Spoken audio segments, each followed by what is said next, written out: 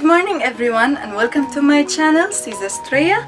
Today I will read David Copperfield for Charles Dickens. I hope you enjoy it. But before we start, don't forget to like, share and subscribe.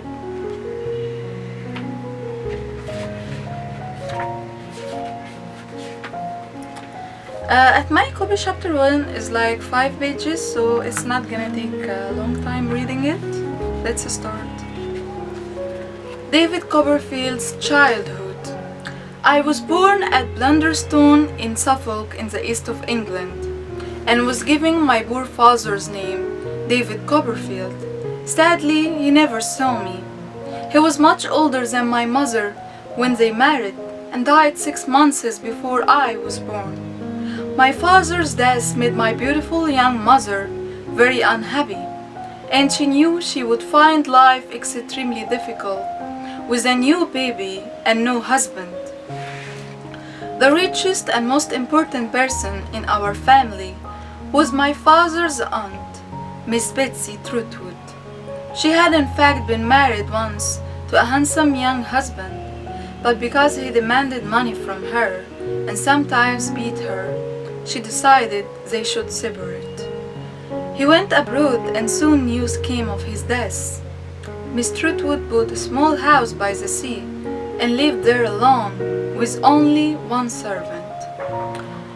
She had not spoken to my father since his marriage because she considered he had made a mistake in marrying a very young woman. But just before I was born, when she heard that my mother was expecting a baby, she came to visit Blunderstone. It was a cold, windy Friday afternoon in March. My mother was sitting by the fire, feeling very lonely and unhappy, and crying a little. Suddenly a stern, strange-looking face appeared at the window. "Open the door," ordered the stern-faced lady. My mother was shocked but obeyed at once. "You must be David Copperfield's wife," said the lady as she entered. "I'm Betsy Trotwood. You've heard of me?" "Yes," whispered my mother, trembling. "How young you are," cried Miss Betsy. "Just a baby." My mother started sobbing again. I know I look like a baby. I know I was young to be a wife, and I'm young to be a mother. But perhaps I'll die before I become a mother." Come, answered Miss Betsy. "Have some tea, then you'll feel better. What do you call your girl?" "My girl? I don't know yet that it will be a girl," replied mother miserably. "No, I don't mean the baby, I mean your servant. Her name is Peggotty. Her first name is Clara, the same as mine, so I call her by her family name. You see? What a terrible name. However, never mind. Peggotty," she called, going to the door, "bring Miss Copperfield some tea at once." She sat down again and continued speaking. "You were talking about the baby. I'm sure it will be a girl. Now, as soon as she's born..." "He perhaps," said my mother bravely. "Don't be stupid. Of course it will be a she. I'm going to send her to school and educate her well. I want to prevent her from making the mistakes I've made in my life." Miss Betsy looked quite angry as she said this. My mother said nothing, as she was not feeling at all well. "But tell me, were you and your husband happy?" asked Miss Betsy.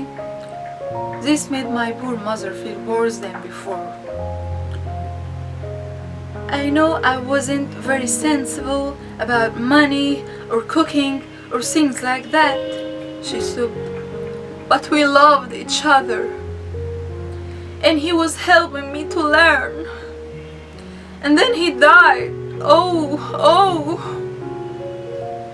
And she fell back in her chair completely unconscious.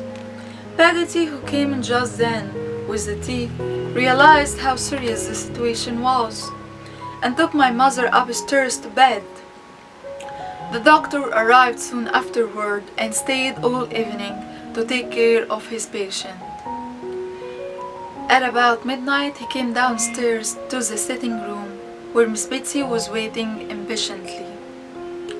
"Well, doctor, what is the news? How is she?" "The young mother is quite comfortable, madam," replied the doctor politely. "But she, the baby, how is she?" cried Miss Betsy. The doctor looked strangely at Miss Betsy. "It's a boy, madam," he replied. Miss Betsy said nothing, but walked straight out of the house and never came back. That was how I was born. My early childhood was extremely happy, as my beautiful mother and kind Peggotty took care of me.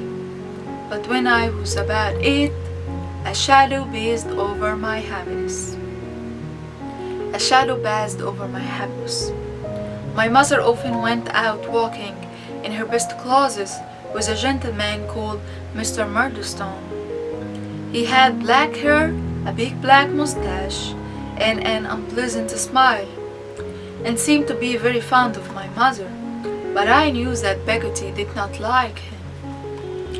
A few months later, Peggotty told me that my mother was going to have a short holiday with some friends. Meanwhile, Peggotty and I would go to stay with her brother Daniel in Yarmouth on the East Coast for 2 weeks. I was very excited when we climbed into the cart. Although it was sad saying goodbye to my mother, Mr. Murdstone was at her shoulder, waving goodbye as the driver called to his horse, and we drove out of the village. When we got down from the cart in Yarmouth after our journey, Peggotty said, "That is the house, Master David." I looked all around, but could only see an old ship on the sand. "Is that your brother's house?" I asked in delight, and when we reached it, I saw it had doors and windows and chimney, just like a real house. I could not imagine a nicer place to live. Everything was clean and tidy, and smelled of fish. Now I was introduced to the Peggotty family. There was Daniel Peggotty, a kind old sailor. Although he was not married, he had adopted 2 orphans who lived with him and called him uncle. Ham Peggotty was a large young man with a gentle smile, and Emily was a beautiful blue-eyed little girl. They all welcomed Peggotty and me warmly. I spent a wonderfully happy 2 weeks there, playing all day on the beach with Emily, and sleeping in my own little bed on the ship. I am sure I was in love with little Emily in my childish way, and I cried bitterly when we had to say goodbye at the end of the holiday. But on the way home to Blunderstone, Peggotty looked at me very worriedly. "Master David, my dear," she said suddenly in a trembling voice, I must tell you. You'll have to know now. While you've been away, your dear mother has married Mr. Murdstone. He's your stepfather now." I was deeply shocked. I could not understand how my mother could have married that man. And when we arrived home, I could not help showing my mother how very miserable I was. I went straight to my room and lay sobbing on my bed, which made my poor mother very unhappy too. As she sat beside me, holding my hand, Mr. Murdstone suddenly came in. What is this, Clara? My love, he asked sternly. Remember, you must be firm with this boy. I've told you before. You're too weak with him. Oh, yes, Edward. I'm afraid you're right, my mother replied quickly. I'm very sorry. I'll try to be firmer with him. And when she left the room, Mr. Murdstone whispered angrily to me, David, do you know what I'll do if you don't obey me? I'll beat you like a dog. I was still very young, and I was very frightened of him. If he had said one kind word to me, perhaps I would have liked him and trusted him, and my life would have been different. Instead, I hated him for the influence he had over my dear mother, who wanted to be kind to me, but also wanted to please her new husband. That evening, Mr. Murdstone's sister arrived to help my mother in the house. A tall, dark lady with a stern, frowning face. She looked and sounded very much like her brother.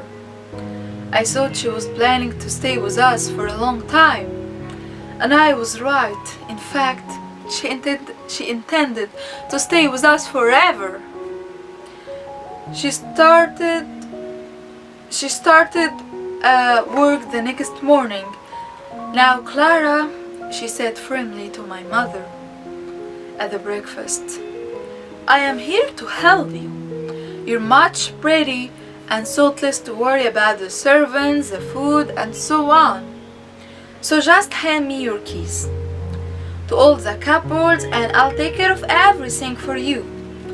My poor mother just blushed, looked a little ashamed, and obeyed from then on.